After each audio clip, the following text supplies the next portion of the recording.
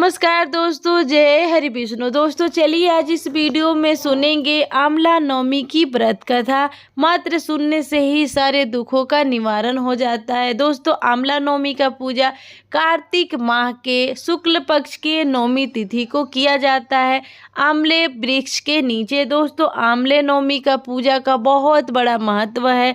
तो चलिए इस वीडियो में कहानी को स्टार्ट करते हैं। एक राजा था, उसका प्रण था वह रोज 1.25 मन आंवले दान करके ही खाना खाता था।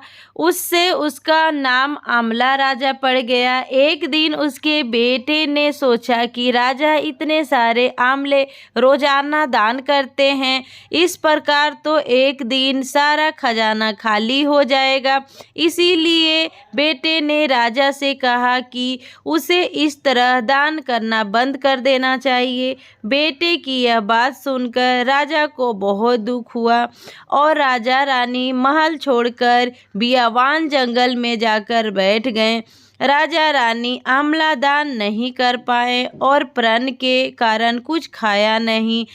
जब भूखे प्यासे 7 दिन हो गए तब भगवान ने सोचा कि यदि मैंने इसका प्राण नहीं रखा और इसका सत नहीं रखा तो विश्वास चला जाएगा। तो दोस्तों इसीलिए भगवान ने जंगल में ही महल, राज्य और बाग बगीचे सब बना दिए और ढेरों आंवले के पेड़ लगा दिए। सुबह राजा रानी जब उठे तो देखे कि जंगल में उनके राज्य से ही भी 4 गुना राज्य बसा हुआ है। राजा रानी से कहने लगे, रानी देख कहते हैं सत मत छोड़ो, सुरमा सत छोड़या, पत जाए सत की छोड़ी, लक्ष्मी फेर मिलेगी आए। आओ नहा धोकर आंवले दान करे और भोजन करे। राजा रानी ने आंवले दान करके खाना खाया और खुशी खुशी जंगल में रहने लगे। उधर आंवले देवता का अपमान करने व माता पिता से बुरा व्यवहार करने के कारण बहू बेटे बुरे दिन आ गए। राज्य दुश्मनों ने छीन लिया, दाने पाने को मोहताज हो गए और काम ढूंढते हुए अपने पिता के राज्य में आ पहुँचे। उनके हालत इतने बिगड़े हुए देख पिता ने उन्हें बिना पहचाने हुए काम पर रख लिया। बेटे बहू सोचा नहीं था कि उनके माता पिता इतने बड़े राज्य के मालिक भी बन सकते हैं, सो उन्होंने भी उन्हें अपने माता पिता को नहीं पहचाना।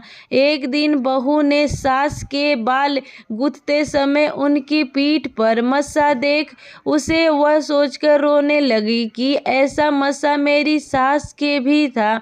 हमने ये सोचकर उन्हें आंवले दान करने से रोका था कि हमारा सारा धन नष्ट हो जाएगा, आज वे न जाने कहाँ होंगे। यह सोचकर बहू को रोना आने लगा और आंसू टपक टपक कर सास की पीठ पर गिरने लगा। रानी ने तुरंत पलटकर देखा और पूछा कि तुझे क्या हो गया, क्यों रो रही है? तो उसने बताया कि आपकी पीठ जैसी मस्सा मेरी सास की पीठ पर भी थी। हमने उन्हें आंवले दान करने से मना कर दिया था, इसीलिए वे घर छोड़कर कहीं चले गए।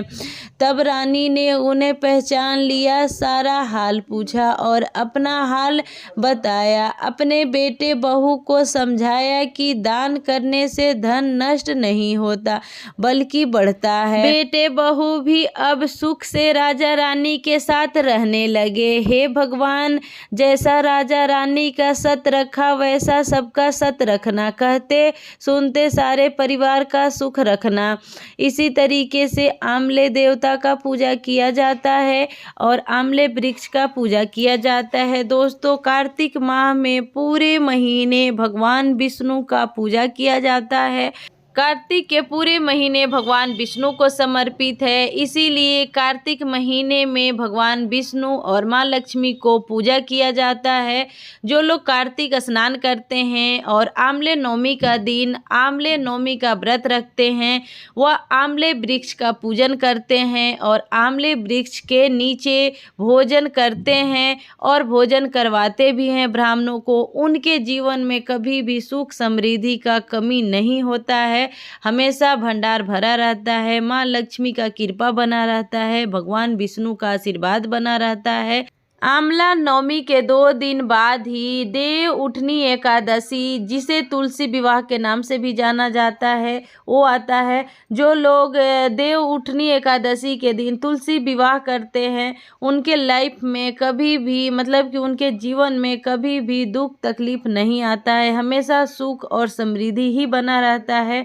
भगवान विष्णु और माँ लक्ष्मी के आशीर्वाद से उनके जोड़े सही सलामत रहते हैं। इसीलिए जितने भी शादीशुदा जोड़े हैं, एक बार जो है साल में तुलसी विवाह जरूर करना चाहिए, क्योंकि तुलसी विवाह करने से पति पत्नी के रिश्ते हमेशा के लिए बंध जाता है, मजबूत हो जाता है। पति पत्नी के बीच कभी भी वाद विवाद नहीं होता है, लड़ाई झगड़ा नहीं होता है। इसीलिए देव उठनी एकादशी के दिन तुलसी विवाह अवश्य करनी चाहिए। तो इसी के साथ इस वीडियो को एंड करते हैं। अच्छा लगा होगा तो ज़रूर से लाइक करिएगा और कमेंट में जय हरि विष्णु ज़रूर लिखिएगा।